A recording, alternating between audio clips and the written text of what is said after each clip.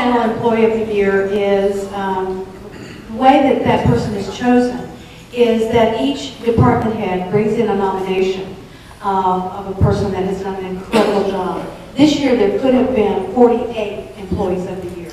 That's our full-time staff. I've never seen anybody keep all the fingers in all the holes and all the dice and all the toes. And it was an incredible effort.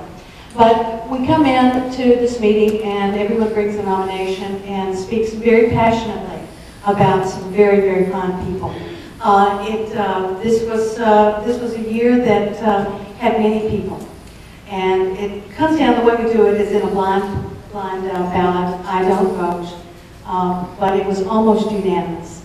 The department heads did break with tradition this year because I'm very glad to have known Paul Franklin and what he embodied in spirit and what he meant to the radio business in his professionalism, his attitude, his get it done attitude, and everything that he embodied. So Tim Satterfield is going to tell you about the person that best embodied that for us in 2009.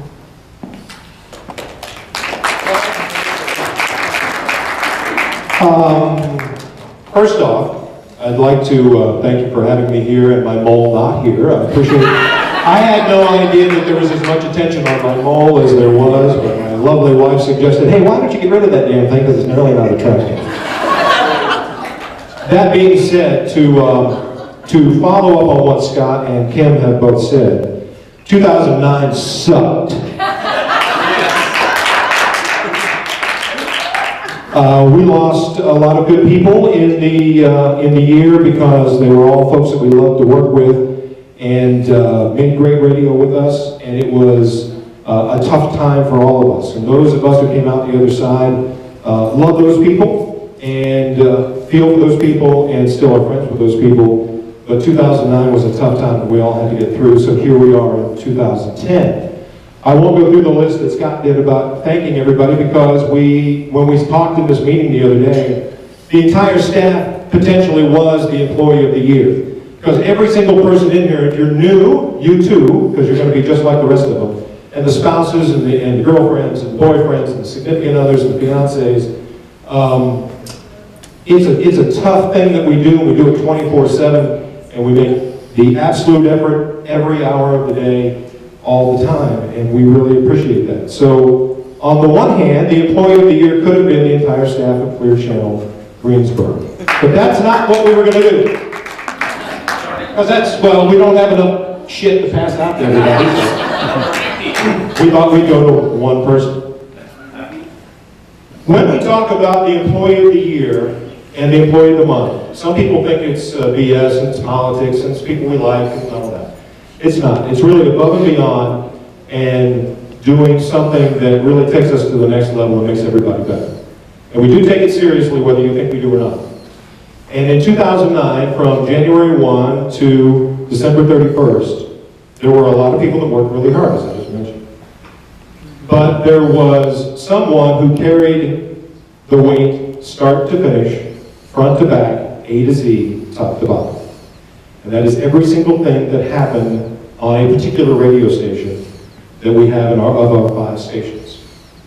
And that individual has the respect and trust of everybody in the room. They were one of the most responsible broadcasters I've ever met, and someone who carried that with them every hour of every day.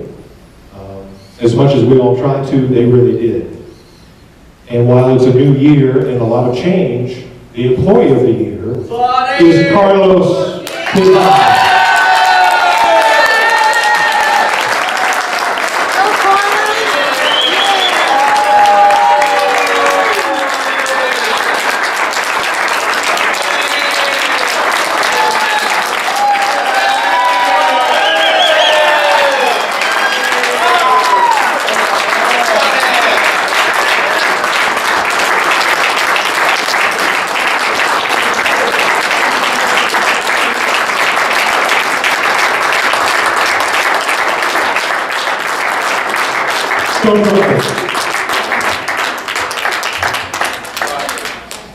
Oh boy. Keep it short. 1.5 minutes. That's what we have on the air. I'm sorry. This is great. You want it in English or you want it in Spanish?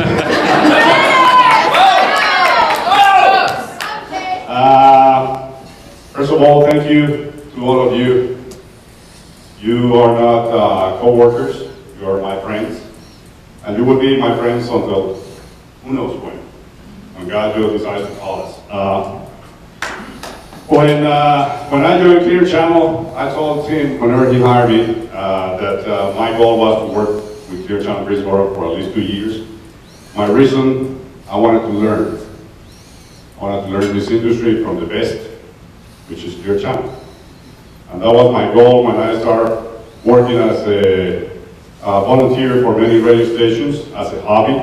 And I remember him saying, Carlos, this is great, but this is not a hobby. We need to make money. So, fortunately enough, I think with WGBT, La Preciosa, and Greensboro, we did the best that we could with co-workers like Martin and all the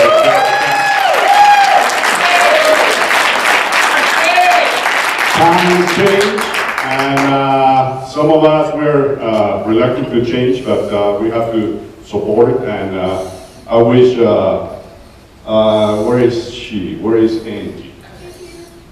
I wish Angie and her staff the best on PTI. Good luck. And Tim, thank you very much. I love you. Thank you for everything. Thank you very much. Have a wonderful day. Thank you.